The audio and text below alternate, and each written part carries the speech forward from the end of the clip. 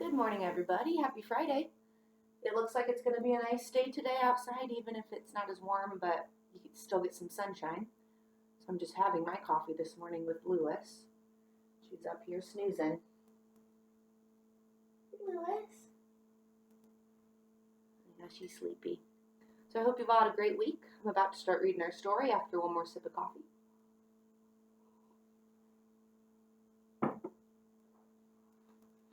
All right, back to my side of the mountain. Last time we were reading, Sam is working with Frightful.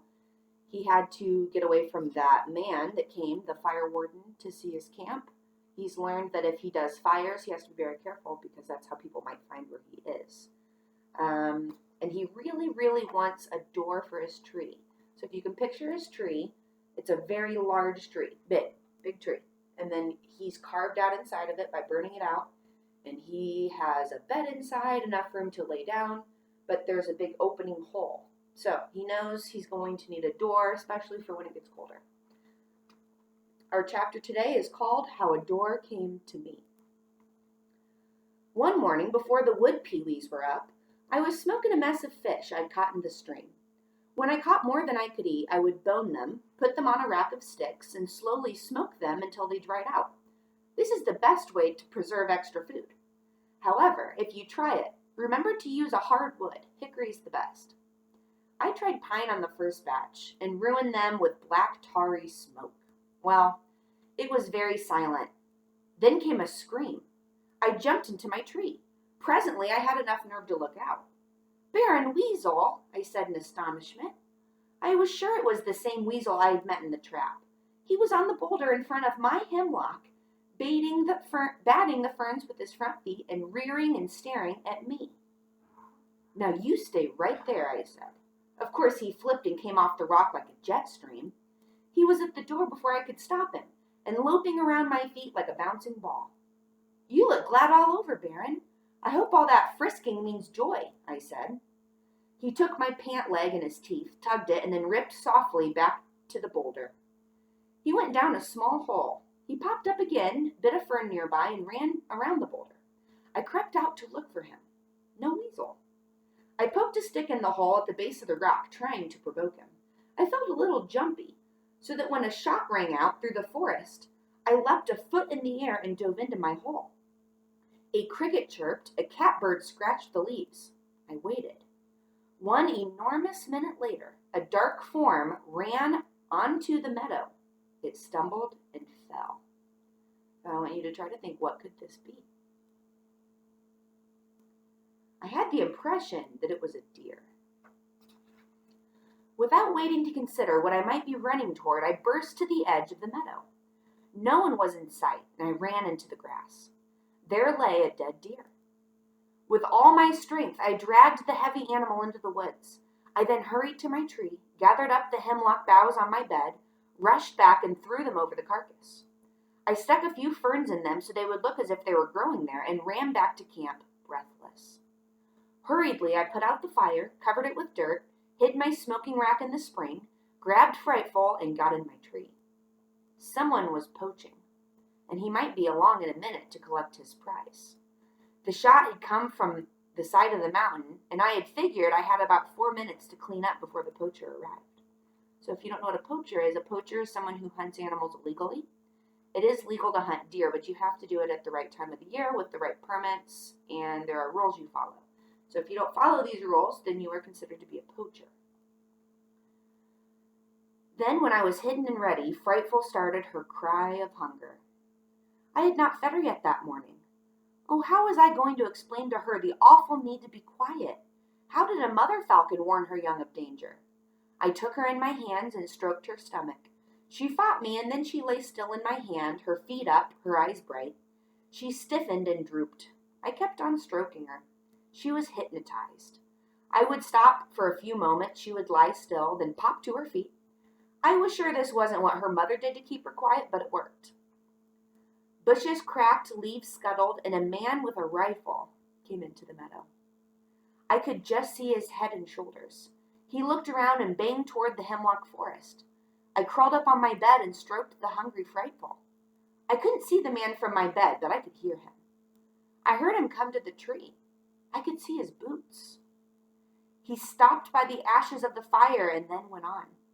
I could see my heart lift my sweater. I was terrified. I stayed on the bed all morning, telling the fierce little bundle of feathers in my hand that there was deer meat in store for her if she would just wait with me. Way down the other side of the mountain, I heard another shot. I sure hoped that deer dropped on the poacher's toes and that he would go home now. At noon, I went to my prize. Frightful sat beside me as I skinned and quartered it. She ate deer until she was misshapen.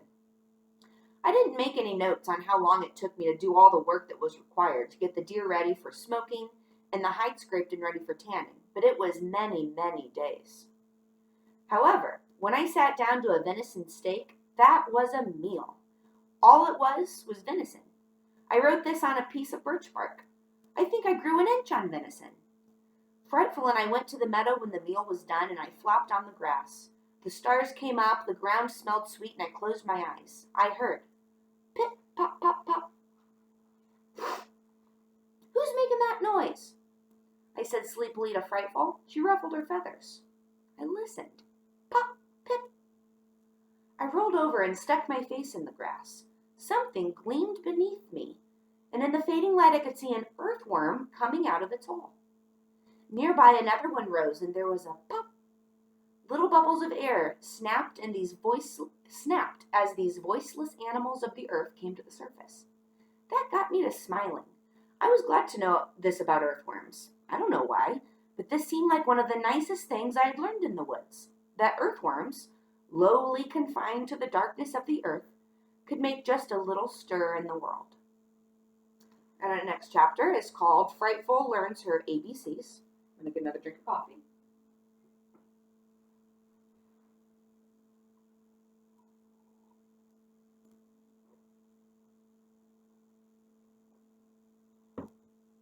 I don't know if you can hear Lewis snoring. She's making snore noises. Good kid. Okay, next chapter, Frightful Learns Her ABCs. Free time was spent scraping the fur off the deer hide to get it ready for tanning. This much I knew. In order to tan hide, it had to be steeped in tannic acid. There is tannic acid in the woods and oak trees, but it took me several weeks to figure out how to get it. You need a lot of oak chips and water. Water and oak gives off tannic acid. My problem was not oak or water, but getting a vessel big enough to put the deer hide in. Remember, he doesn't have any buckets. Coming home from the stream one night, I had an inspiration. It had showered the day before, and as Frightful and I passed an old stump, I noticed that it had collected the rain. A stump, an oak stump, would be perfect, I said, right out loud to that pretty bird. So I felled an oak over by the gorge, burned a hole in it, carried water to it, and put my deerskin in it. I let it steep, maybe 5 days before I took it out and dried it. It dried stiff as a board, and I had to chew, rub, jump on it, and twist it to get it soft. When this was done, however, I had my door. I hung it on pegs inside my entrance, and because it was bigger than it had to be, I would cut off pieces now and then when I needed them. I cut off 2 thin strips to make jesses, or leg straps, for Frightful. All good falcons wear jesses and leashes so they can be tethered for their training. So it's basically a leash for your bird. I smoked the meat I couldn't eat and stored it. I used everything I could on the animal. I even used one of its bones for a spearhead. I was tired of catching frogs by the jump and miss system. I made 2 sharp points and strapped them to the end of a long stick, one on each side to make kind of a fork. It worked beautifully. Frogs were one of my favorite meals, and I found I could fix them many ways. However, I got to like frog soup fixed in this way. Clean, skin, and boil until tender. Add wild onions, also water lily buds and wild carrots. Thicken with acorn flour. Serve in turtle shell. Now, I have to tell you, as a child, I ate some woodsy creatures. Frog legs was the one thing I told my dad I cannot eat that because it's a frog and I just can't get it past my head. So I actually never did eat frog legs, but they were served in my kitchen more than one time. And I've heard they taste like chicken. So if you have the chance, maybe you try them. If I have the chance again, I'll probably try them. All right, before I read this page, here's our pictures. It's a lot of Sam trying to train, and it shows the things he's making for Friday. By now my 2 pairs of pants were threadbare, and my 3 sweaters were frayed. I dreamed of a deerskin suit and watched my herd with clothes in mind. The deer for my suit did not come easily. I rigged up a figure-4 trap under the log and baited it with elderberries rolled into a ball. That just mushed up and didn't work. Then I remembered that deer like salt. I made a ball of hickory salt with turtle fat to hold it together. Every evening, Frightful and I, sometimes accompanied by the bear and weasel, would go to the edge of the meadow and look toward the aspen grove to see if the great log had fallen. One night we saw 3 deer standing around it quietly, reaching toward the smell of the salt. At that moment, the baron jumped at my pant leg, but got my ankle with an awful nip. I guess I had grown some. My pants and socks did not meet anymore. I screamed, and the deer fled. I chased the baron home. I had the uneasy feeling that he was laughing as he darted, flipped, buckled, and disappeared. The baron was hard to understand. What did he want from me? Occasionally, I left him bites of turtle or venison, and although he smelled the offerings, he never ate them. The catbird would get them. Most animals stick around if you feed them, but the baron did not eat anything, yet he seemed to like me. Gradually, it occurred to me that he didn't have a mate or a family. Could he be a lonely bachelor, taking up without company for lack of an ordinary life? Well, whatever. The baron liked me for what I was, and I appreciated that. He was a personable little fellow. Every day I worked to train Frightful. It was a long process. I would put her on a stump with a long leash and step back a few feet with some meat in my hand. Then I would whistle. The whistle was supposed to eventually mean food to her. So I would whistle, show her the meat, and after many false flaps, she would finally fly to my hand. I would pet her and feed her. She could fly fairly well, so now I made sure that she never ate unless she flew to my fist. One day at breakfast, I whistled for Frightful. I had no food. She wasn't even hungry. But she came to me anyway. I was thrilled. She had learned a whistle meant come. I looked into her steely eyes that morning and thought I saw a gentle recognition. She puffed up her feathers as she sat on my hand. I call this a feather word. It meant she is content. Now each day I stepped farther and farther away from Frightful to make her fly greater and greater distances. One day she flew a good 50 feet, and we packed up and went gathering seeds, bark, and tubers to celebrate. I used my oldest sweater for gathering things. It was not very convenient, and each time I filled it, I mentally designed bigger and better pockets on my deer hide suit to be. The summer was wonderful. There was food in abundance, and I gathered it most in the morning and stored it away in the afternoon. I could now see that my niches in his tree, the niches were not going to be big enough for the amount of food I would need for the winter. So I began burning out another tree. When the hickory nuts, walnuts, and acorns appeared, I was going to need a bin. You'd be surprised what a pile of nuts it takes to make one turtle shell full of nut meats. And not a snapping turtle shell either, just a box turtle shell. With the easy living of the summer also came a threat. Hikers and vacationers were in the woods, and more than once I pulled inside my tree, closed my deer flap door, and hid while bouncing, noisy people crossed the meadow on their way to the gorge. Apparently, the gorge was a sight for those who wanted a 4-mile hike up the mountain. One morning, I heard a group arriving. I whistled for Frightful. She came promptly. We dove into the tree. It was dark inside the tree with the flap closed, and I realized that I needed a candle. I planned a lamp of a turtle shell with a deer hide wick, and as I was cutting off a piece of hide, I heard a shrill scream. All right, now make a prediction while I get a sip of coffee.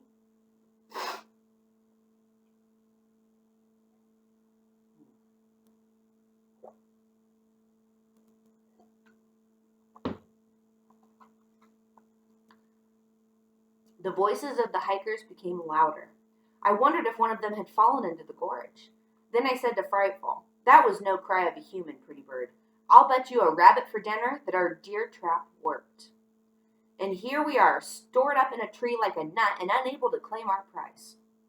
We waited and waited until I couldn't be patient anymore, and I was about to put my head out the door when I heard a man's voice say, "Look at these trees." A woman spoke. "Harold, they're huge. How old do you think they are?" 300 years old, maybe 400, said Harold. They trampled around, actually sat on the Baron's boulder, and were apparently going to have lunch when things began to happen out there, and I almost gave myself away with hysterics. "Harold, what's the matter with that weasel? It's running all over this rock." A scream, a scuttering and scraping of boots on the rocks. "He's mad!" That was the woman. "Watch it, Grace, he's coming at your feet." They ran. By this time, I had my hand over my mouth to keep back the laughter. I snorted and choked, but they never heard me. They were in the meadow, run right out of the forest by that fiery barren weasel. I still laugh when I think of it. It was not until dark that Frightful and I got to the deer, and a beauty it was. The rest of June I spent smoking it, tanning it, and finally starting on my deerskin suit. I made a bone needle, cut out my pants by ripping up one pair of old city pants for a pattern. I saved my city pants and burned them bit by bit to make charred cloth for the flint and steel. "Frightful," I said while sewing one afternoon. She was preening her now silver, gray, black, and white feathers. "There is no end to this. We need another deer. I can't make a blouse." A blouse is the shirt. We didn't get another deer until fall, so with scraps I made big square pockets for food gathering. One hung in front of me and the other down my back. They were joined by straps. This device worked beautifully. Sometime in June I finished my pants. They fit well and were the best looking pants I had ever seen. I was terribly proud of them. With pockets and good tough pants, I was willing to pack home many more new foods to try. Daisies, the bark of a poplar tree that I saw a squirrel eating, and puffballs. They are mushrooms, the only ones I felt were safe to eat, and even at that, I kept waiting to die the first night I ate them. I didn't, so I enjoyed them from that night on. They are wonderful. Mushrooms are dangerous, and I would not suggest that one eat them from the forest. The mushroom expert at the botanical gardens told me that. He said he didn't even eat the wild ones. And that is true. You should never eat anything like that from the forest, because even some mushrooms that are safe to eat have other mushrooms that look very similar. They mimic what they look like, and you could eat a poisonous one on mistake. So, careful with mushrooms.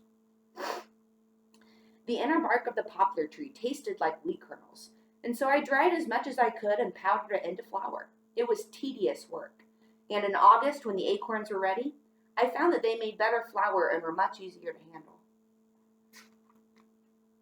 I would bake the acorns in the fire and grind them between stones. This was tedious work too, but now that I had a home and smoked venison and did not have to hunt food every minute, I could do things like make flour. I would simply add spring water to the flour and bake this on a piece of tin.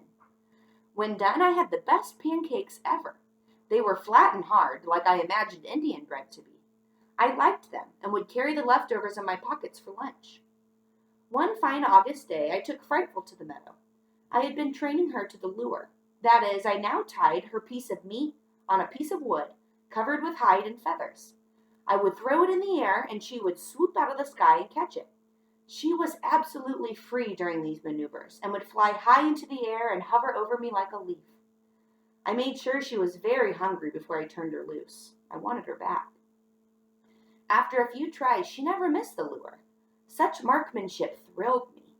Bird and lure would drop to the earth. I would run over, grab her jesses, and we would sit on the big boulder in the meadow while she ate. Those were nice evenings. The finest was the night I wrote this. Frightful caught her first prey. She is now a trained falcon. It was only a sparrow, but we are on our way. It happened unexpectedly. Frightful was climbing into the sky, circling and waiting for the lure, when I stepped forward and scared a sparrow. The sparrow flew across the meadow. Out of the sky came a black streak. I've never seen anything drop so fast. With a great back-watering of wings, Frightful broke her fall and at the same time seized the sparrow. I took it away from her and gave her the lure. That sounds mean, but if she gets in the habit of eating what she catches, she will go wild. So when you train a bird like a falcon, when they bring the prey back, you take it and you give them something else to eat so they don't think that they can catch their own food. So that is where we will stop for today. I hope you all have a really great weekend, and we'll get back into it next week. Next week, we are mixing things up a little bit. We'll do some different types of reading. We're going to look at some Time for Kids magazines and some other fun things. But thank you for doing your best work, and I miss you all. Next week, we'll have another Google Hangout chat, so you can be looking forward to that. But I miss you. Hope you have a great weekend.